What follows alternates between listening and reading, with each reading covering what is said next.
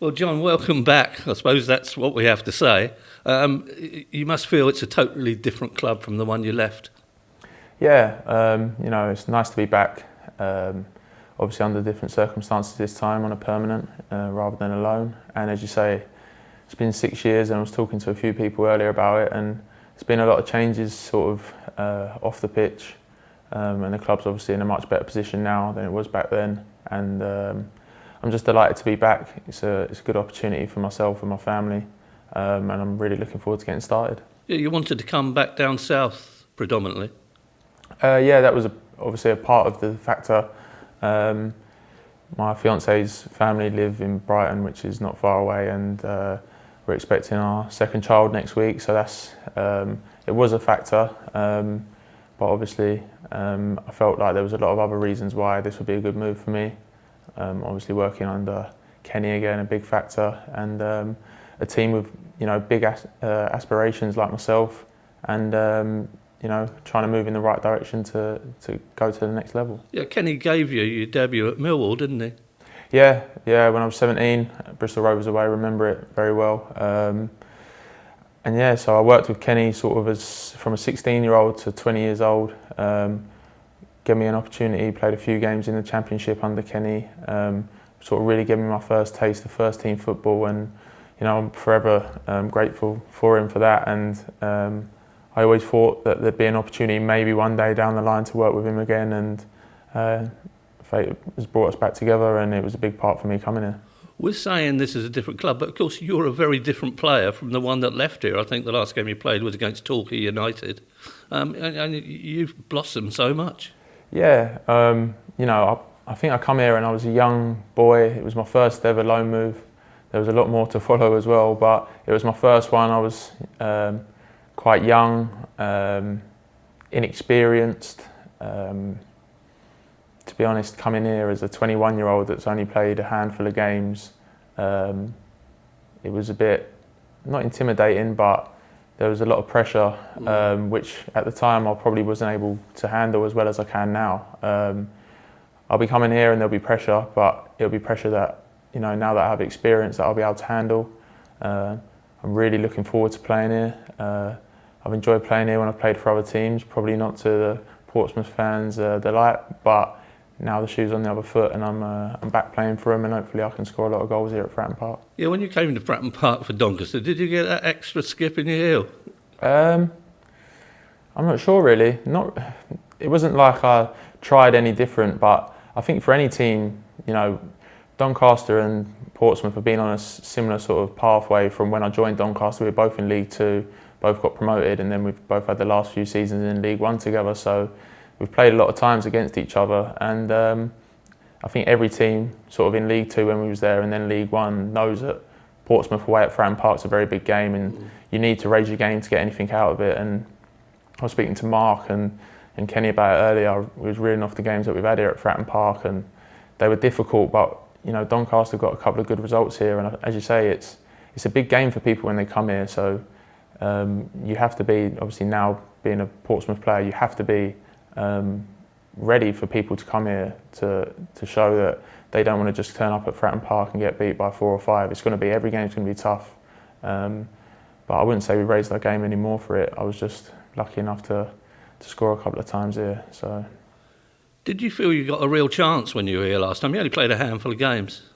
I say I didn't get a chance. I was here for 2 months. I sort of played and did okay for the first month, and then the situation changed and I was not playing for the second month, and for reasons that I'll probably never know, but wasn't really given the opportunity that I was sort of thought I'd be getting coming on loan here, which would be to obviously get regular football and try to progress my career. But one thing I've said about all of my loan moves is that I've learned from every single one of them, and I feel like I then took all of that experience that I learnt on loan, being at teams where your loans don't go so well, or where your teams do go well and your loan moves do go well.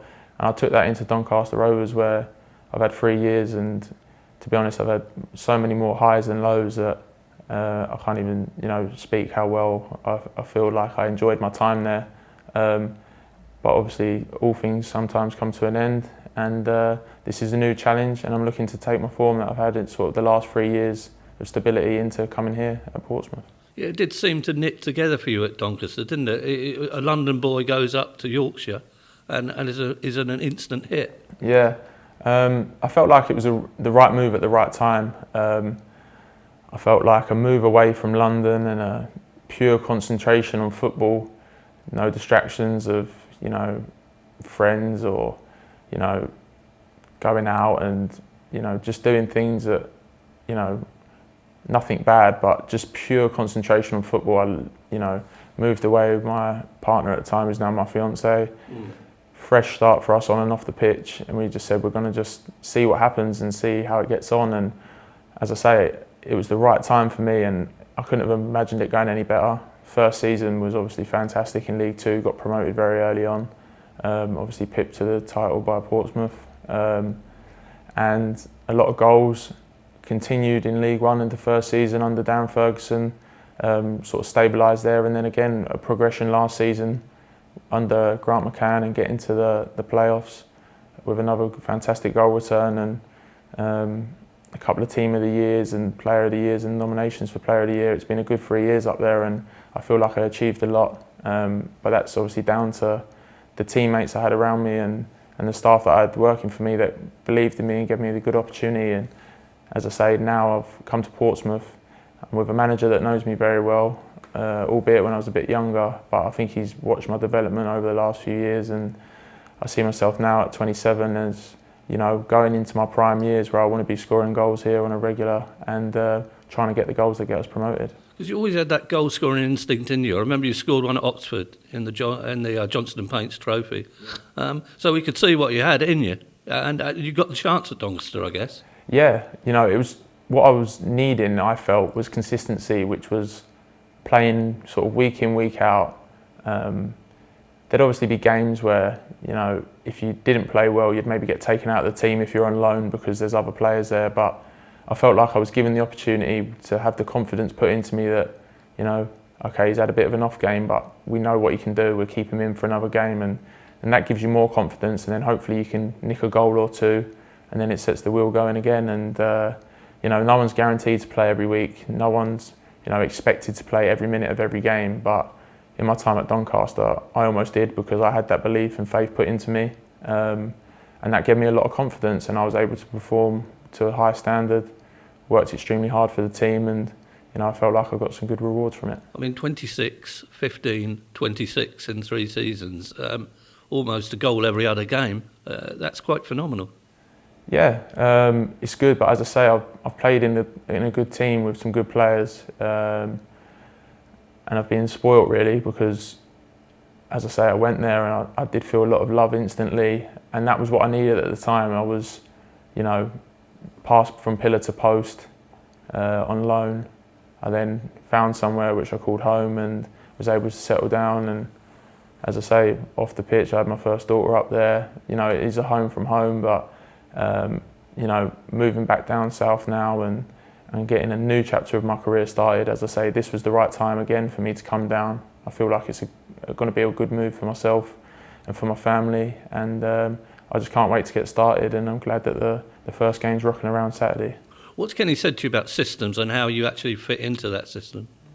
We've not spoke too much about it, but I know sort of the systems that Portsmouth have operated with from obviously playing. You can play with a 1, you can play with a 2.